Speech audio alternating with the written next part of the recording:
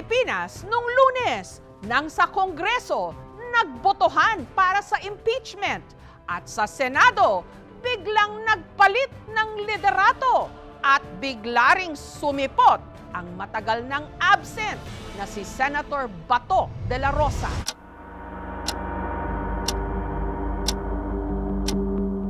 Meron na po mga operatiba ng NBI at ng CIDG ang pupunta dito para ako'y aristuhin.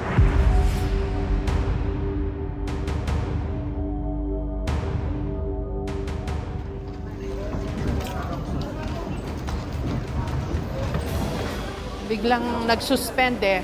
Mukhang may malaki raw mangyayari today.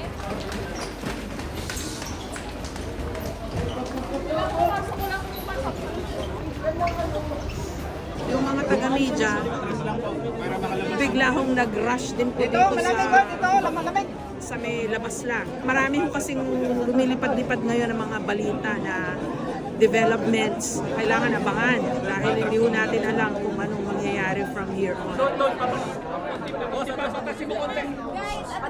May mga lumalabas na baka daw arestuhin na si Senator De La Rosa. We are going to arrest somebody inside the... Sir, ano po? Ano po, sir? Sino, sir? We are going to arrest Sino po, sir? somebody. Sino, sir? How can we do the operation with you?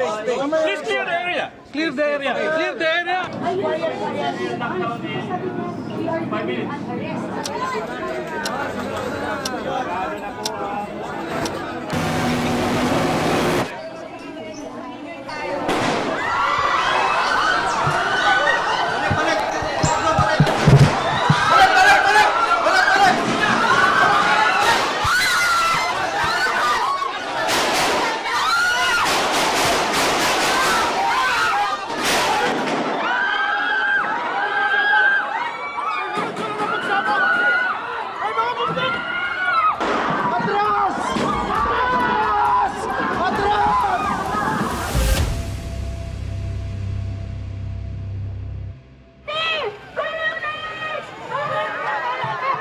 Hapon pa lang nitong Miyerkules at 13 ng Mayo, tensyonado na ang Senado sa labas at kahit pa sa loob. Ganito, iho, ang pagsasabi ng I'm not finished. Hindi yung I have the floor with the burning eyes and the very high voice. So ang suggestion ko, isampa na yung ethics case at doon na po sa ethics committee natin pag-usapan ito dahil marami pang ibang mga mas importanteng bagay sa aking paniwala. Senator Padilla. Ano bang nangyayari? Ba't ba hindi kayo magbate? Mahirap makipagbati nang wala namang nag-apologize. On record dapat. Kasi on record niya sumigaw. Sinubukan naming kunan ng pahayag ang nakaalita ni Senator Padilla na si Senator Kiko Pangilinan pero tumanggi siya.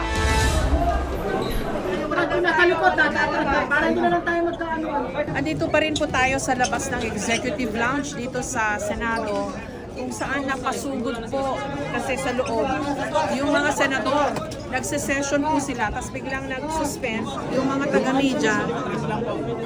Bigla hong nag-rush din po dito sa may labas lang. Marami ho kasing lumilipad-lipad ngayon ng mga balita na developments. Medyo nagkaroon ng commotion uli si Senator Robin at si Senator Pangilinan, but it was quickly settled.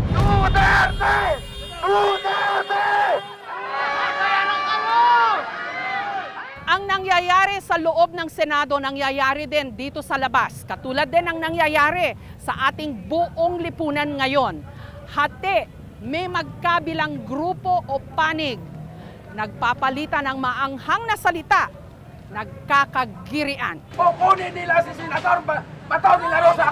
Hindi tayo papayag. Naniniwala po kami na dapat panagutan ang mga kasalanan sa bayan. Ito daw po ay nangyari. November 2025, nawala na parang bula si Senator Ronald Bato de la Rosa matapos umugong ang balitang aarestuhin siya ng ICC o ng International Criminal Court dahil sa kasong Crimes Against Humanity. Makalipas ang 6 na buwan nitong Lunes, May 11, nagulat na lang ang lahat nang bigla siyang sumipot. Why are you here, sir? Kung hindi ko papasok, ginahanap niyo ako. Di ba? Ngayon papasok ako, tatanungin niyo ako bakit ako pumapasok. Inireklamo niya ang NBI agents na tinangka siyang hulihin hanggang nadapa pa siya sa hagdan. Business na sige. Wala silang respeto sa institusyon ng Senado. Dahil present si Senator De La Rosa, nadagdagan ang lamang ng kanyang mga kaalyado. Ang minority naging majority. Sila na ang may hawak ng Senado. At ang bagong Senate President, si Senator Alan Peter Cayetano. But I will support the Constitution of the Philippines. Pero mula nung sesyong yon, hindi na nakalabas pa ng Senado si Senator Bato dahil sa bantang aarestuhin siya. Sana alagaan mo kami. Huwag mo kami ibigay doon sa mga dayuhan. May 13, nakapanayam ko siya. Ito ang huli niyang sit-down interview bago nagkagulo sa Senado. Senator De La Rosa, maraming salamat po sa interview na ito. Maraming salamat din sa iyo, Jessica, sa pagkakataon na ako ay muli mong i-interviewin. 3 araw na ho kayo nakatira dito sa Senado. Opo, Kamusta ho? okay lang naman po. Masaya. Dahil halos araw-araw, ang daming mga supporters na umaakyat at nagpapahayag ng kanilang suporta. So nabubuhayan po tayo ng dugo. Pwede ho bang pakikwento nyo sa amin mula umpisa nung kayo po'y sumulpot ulit dito ho sa Senado after 6 months daw ho na absent kayo? Tinawagan ako ng aking mga kasamahan na kailangang andito ako sa Senado para sabutuhan. Tagal ko na rin plano, balak talaga na resurface dahil nga aside doon sa planong change of leadership, yung alam ko may darating na impeachment trial, pareho nating mga trabaho yan eh. Tapos pangatlo, yung nahihiya na ako doon sa sabi ng mga pupuna sa atin na sige tayo tanggap ng sahod galing sa gobyerno, hindi nagtatrabaho. Nagtatrabaho naman tayo, yung opisina natin nagpa-function, pero absent ka lang tayo. Pero ang aking pagmumonitor is distant monitoring. Pero of all days, bakit ho nung araw na yun? Kasi sinabi nila may botohan. Yeah, tama may ho? botohan. At tungkol saan daw ho yung botohan? Change of leadership ng Senado. So kung hindi ako magdating, hindi namin makuha yung leadership dahil ako ang pang-13th vote. So parang may coup ng leadership ng Senado. Yeah. Pwede mo malaman sino tumawag po sa inyo? Si Senator Alan Cayetano, yung aming majority leader. Paano ho kayo pumunta rito? Kasi parang ibang kotse daw ho yung sinakyan nyo eh. Pinasakay ako doon sa van. Van nino po. Hindi ko alam kung kaninong van yun. Basta sabi ni Senator Alan, sumakay ka dyan sa van. Alam nyo ho ba na may mga naghihintay sa inyo? Ay kung alam ko na may nag-aabang, hindi na ako papasok. Tapos, kwento nyo nga ho, pagpasok nyo, Pagpasok ko, doon sa pintuan, sa gilid, may mga nakaupo. 2 babae, tsaka may mga lalaki. Akala ko mga staff lang yun na senador o kaya mga driver na senador. Pagdaan ko, tumayo sila, hinarang ako. Sir, NBI kami. Hinawakan yung braso ko. So nagpumiglas ako. Piglas ko gano'n, takbo na ako. Habulan na kami hanggang nakarating ako sa session hall. yun ho yung sinabi nyo nakipag-wrestling kayo. Yung Kasi nagpumiglas Piglas kayo. ako. Kasi ang sabi ho yata ng NBI ni Director Matibag, kaya kayo nasugatan, nadapa Nadapa, kayo. nadapa ako. Hindi dahil Tama. dun sa pagkaka-wrestle ho sa inyo. Hindi. Pagkadapa ko. Sa Nadapa. pagtakbo ko. Bakit ho kayo nadapa? Overspeeding. Run for your life. Yung ginawa ko eh. Takbo!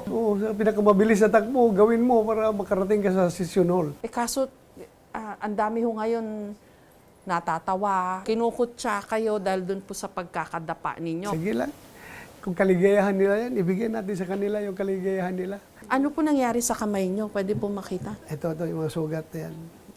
Hindi Minor lang noon, minor na Hindi fracture. hindi naman. Gas-gas lang kunti. Tapos pagdating nyo sa session hall, ano na ho nangyari? Yun, sinabi ko sa mga kasamahan ko na hinarang ako doon sa baba. Kamusta na po kayo ni former Senate President Soto? Okay naman. Okay naman. Mataas man respeto ko sa kanya. An NBI representative came to see me and told me they have a warrant of arrest for Senator De La Rosa. I said, coordinate with OSA. I didn't realize that he was coming. Connected ho ito sa impeachment ba ni Vice President Sara Duterte? Hindi natin masabing connected, no? Hindi namin napag-usapan ni Alan na bumoto ka para sa impeachment ni BP Sara, no? Ang sabi niya, kailangan pumunta ka dito para mag-agaw natin ang majority. Normal naman yan sa Senado. walang minority na gustong manatiling minority forever. Pero hindi ho maiwasan din ngayon yung mga speculation na, kaya siya nandyan para hanggang botohan kay Sara Duterte sa impeachment niya, makakaboto rin siya. Ano masasagot niyo ho doon? That's my duty to vote. So they cannot question me for being here and to sit as a senator judge because it is my duty as a senator. Yung 6 months po na absent kayo, pwede ho malaman kung nasan kayo nagpunta? I was with the fowls of the air and the beast of the field. Nasa Davao daw ho kayo? I was all over the Philippines, but I never went out from the Philippine jurisdiction because I am a Filipino. Our last stops is let generation see our country free. Ang state of mind niyo po ngayon, kanina napanood ko yung mga interviews niyo Minsan umiiyak kayo, napapakanta na kayo. How would you consider this, itong yugto po na ito ng inyong buhay? Very abnormal. Very abnormal. Ano hong nasa isip niyo ngayon na you are in this position na dito na kayo halos nakatira, hindi kayo pwedeng lumabas kasi dadamputin kayo. Baka dalhin daw ho kayo sa Hague. Sasamahan niyo doon si former President Duterte. I leave it up to God. Whatever God desires, I will follow. God's plan is perfect. Susundin ko kung anong kahinatnan ko according to the wisdom of the Lord. Hindi ako ihatag kung pagaligon sa nila para magbanan akong sinili. Sabi ngayon ng iba, dati di ba sabi niya gusto niyang samahan, bakit hindi pa siya pumunta ngayon na hinuhuli siya para dalhin doon? Nagbago ang aking posisyon dahil nung nandun na si President Digong at binibisita ng mga taga Davao, ay hindi pala pwedeng makabisita basta-basta doon, kundi yung immediate family lang ang pwedeng makakita sa kanya. At kung halimbawa ako'y makulong doon, hindi naman garanti na isang silda lang kami at pwede akong bumisita sa kanya. There's no guarantee. So it defeats my purpose of going there. Kung ganun lang rin pala mangyari, hindi kami magkasama. Pero kung makukulong din ho kayo dun sa The Hague, dun sa ICC facilities, di at least magkasama ho kayo. Di ho ba yun ang gusto nyo? Sabi nyo dati. Depende kung magkasama kami sa silda. Magkasama kami, pero kung hindi, malayo, kahit nihaw-nihaw, walang magiging communication between us, it defeats the purpose nga. Qualify ko lang po. So willing kayo na magpakulong basta malapit yung selda ninyo kay Digong. Kung sigurado. Yun naman po pala, willing naman po pala kayong magpakulong. Bakit ayaw nyo pa hong sumama? From the very beginning, my stand is that I do not recognize the jurisdiction of ICC sa ating bansa because we are no longer a member. Our government is in no obligation to effect the warrant of arrest issued by ICC dahil hindi na tayo membro So ako, kung gusto mo, bitayin mo ako, ipako mo ako sa krus dito sa ating bansa. Huwag doon sa bansa ng mga banyaga. So okay lang po sa inyong makulong basta dito Basta sa Pilipinas. dito sa Pilipinas. Ayaw nyo dun sa The Hague. Ayaw ko. Na unang nagsilbi si De La Rosa bilang Chief of Police ng Davao City mula 2012 hanggang 2013 habang mayor pa noon si dating Pangulong Rodrigo Duterte. Dito sa panahon ko, tatapusin ko yung problema sa droga. Hanggang ipinatupad na nga nationwide ang Project Dog hanggang nawala sa pwesto si Duterte at si De La Rosa naging senador. Warrant of arrest. You will just have to kill me. Kalaunan, kinasuhan sa ICC o sa International Criminal Court si Duterte, pati na si De La Rosa na ayon sa arrest warrant ng ICC may mahalagang papel o di umano indirect co-perpetrator sa madugong war on drugs ng Duterte administration. Mula nung sumipot si Senator Bato sa Senado nito lang Lunes hanggang Miyerkules, pinagkalooban siya ng protective custody. Nakapanayam ko rin si Attorney Israelito Bobet Torion, ang abogado ni Senator Bato. Ano po yung main petition? There is grave abuse of discretion amounting to lack or excess of jurisdiction on the part of the Philippine government authorities, especially the executive department in their continued cooperation with the ICC despite the fact that we already withdrew from the Rome Statute effective March 17 of 2019.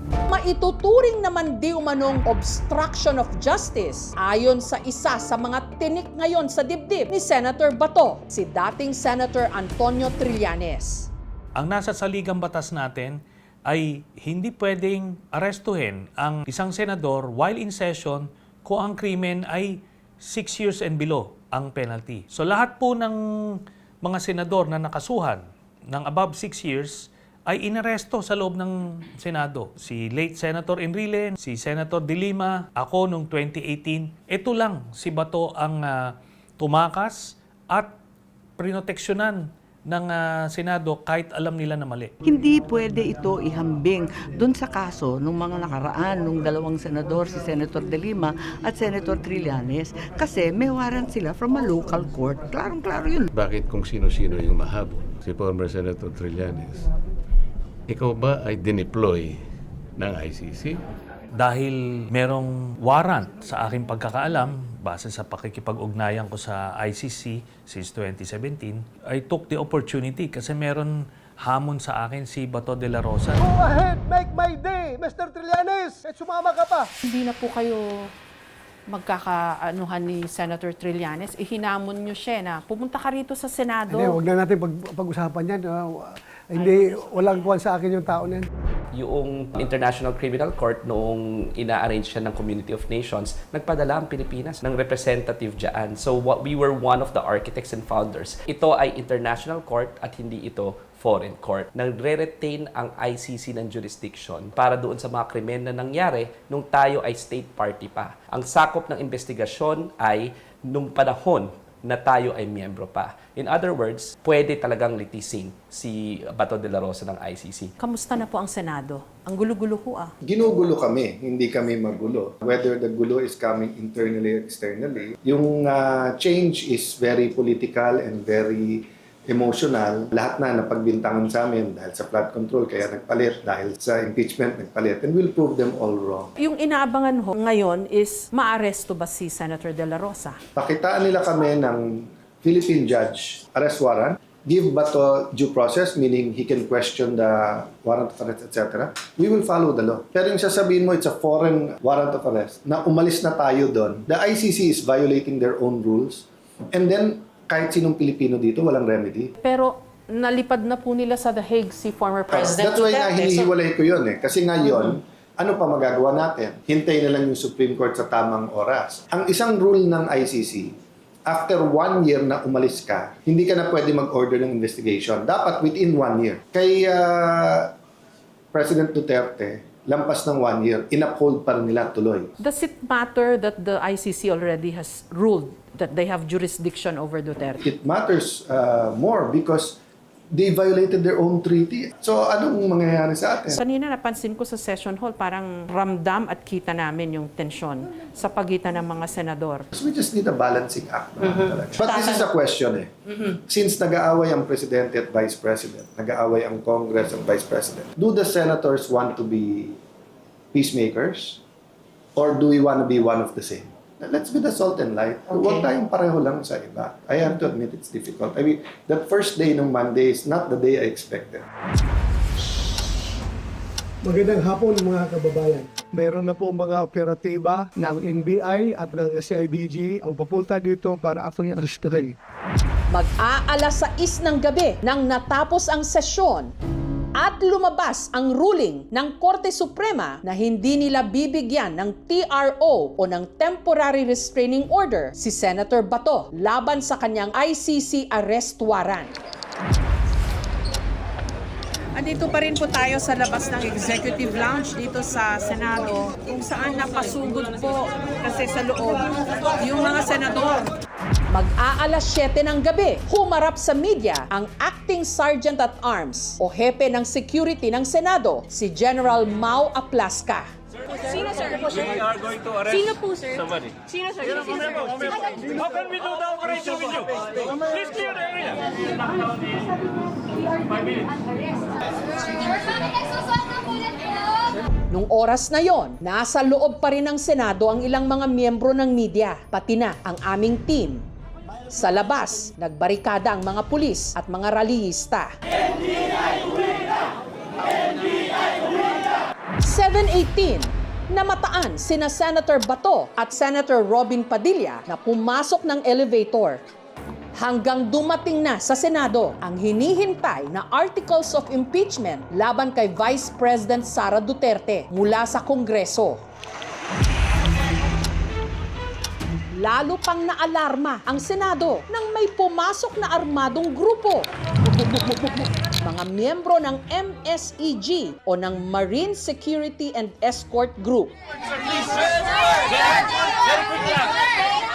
Kasunod nito, narinig ang tunog ng drill o pagbabarena sa lumang pinto sa ground floor ng building. Ang tunog galing dumano sa building ng GSIS na konektado sa Senado. Dahil hindi malinaw kung saan nanggaling ang tunog, ang hinala tuloy ng mga nasa Senado, baka may nagtatangkang lumusob. Anong daanan po ito, sir? Sorry. Walang pasok dito. Maya-maya pa sa second floor ng Senado, ito ang nasaksihan ng aming team na naiwan doon.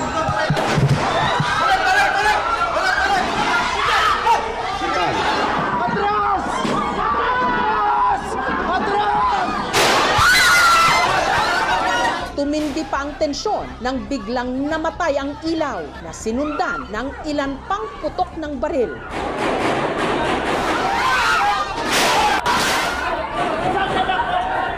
Nakita ng aming team sa isang daanan sa sumulong hall ng Senado ang mga umaaligid na armado na parang may sinusundan.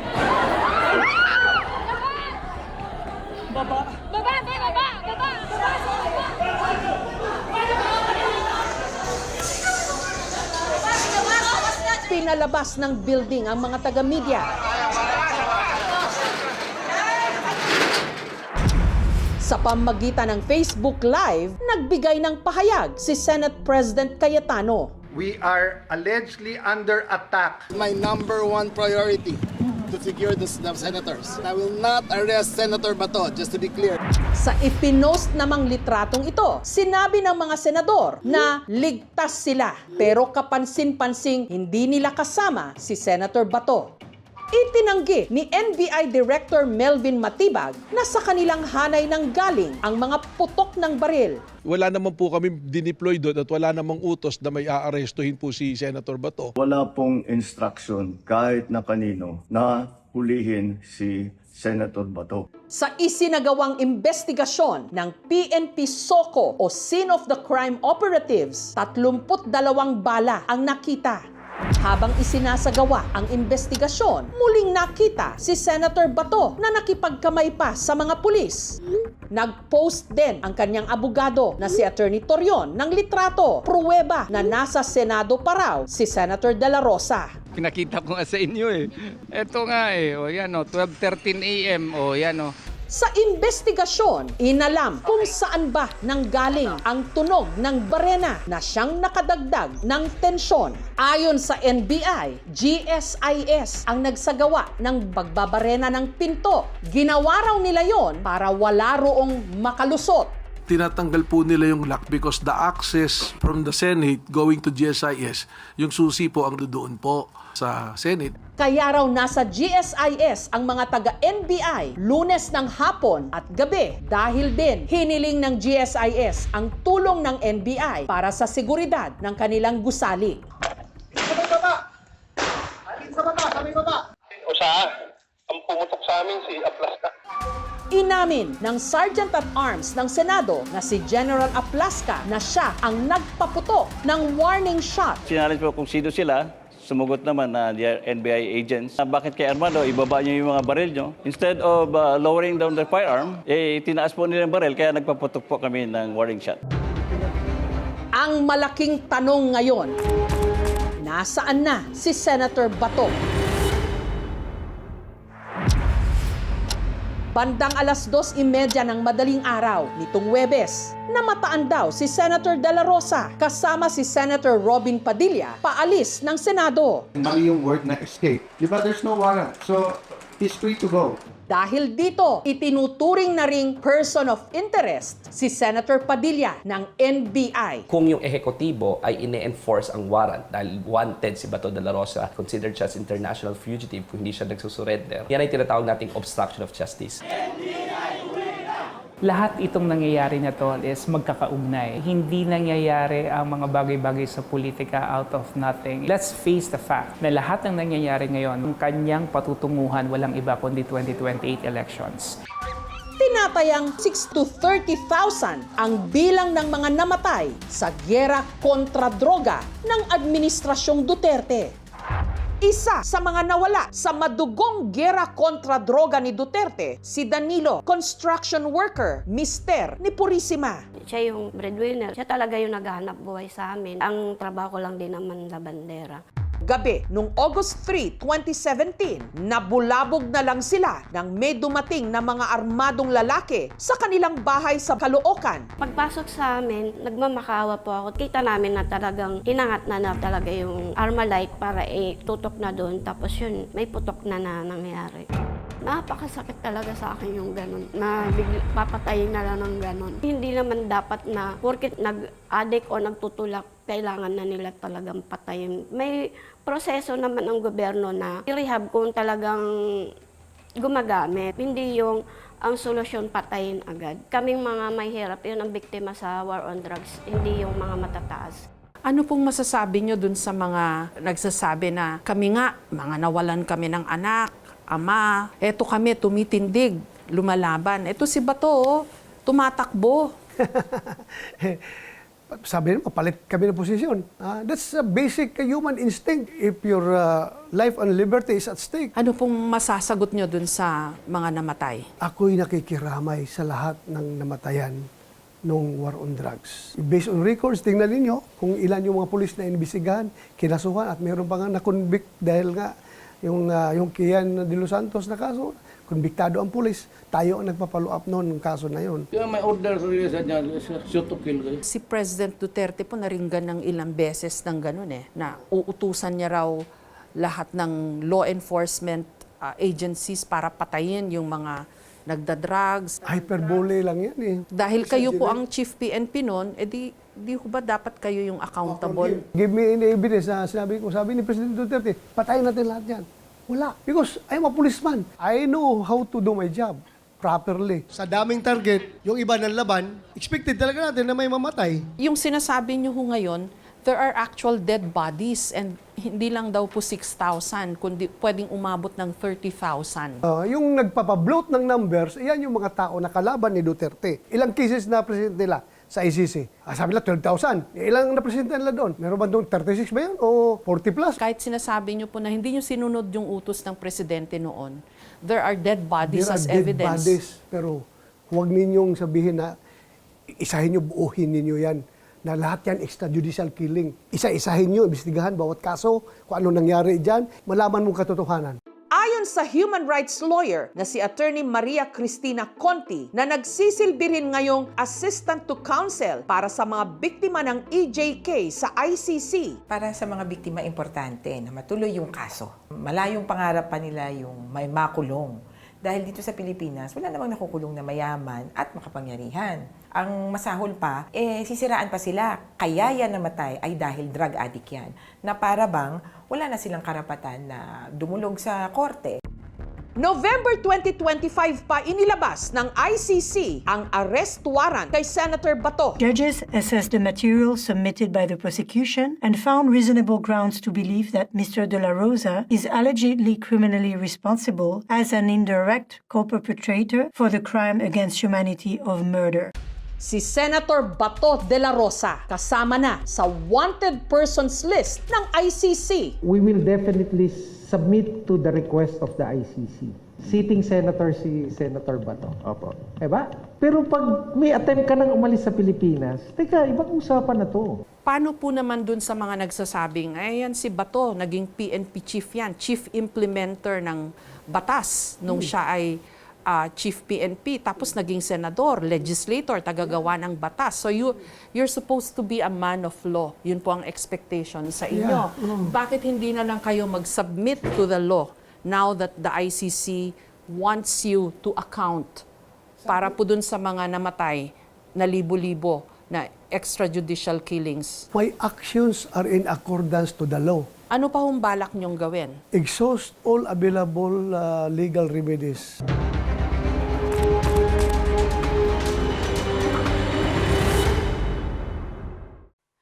Thank you for watching, mga kapuso. Kung nagustuhan niyo po ang videong ito, subscribe na sa GMA Public Affairs YouTube channel. And don't forget to hit the bell button for our latest updates.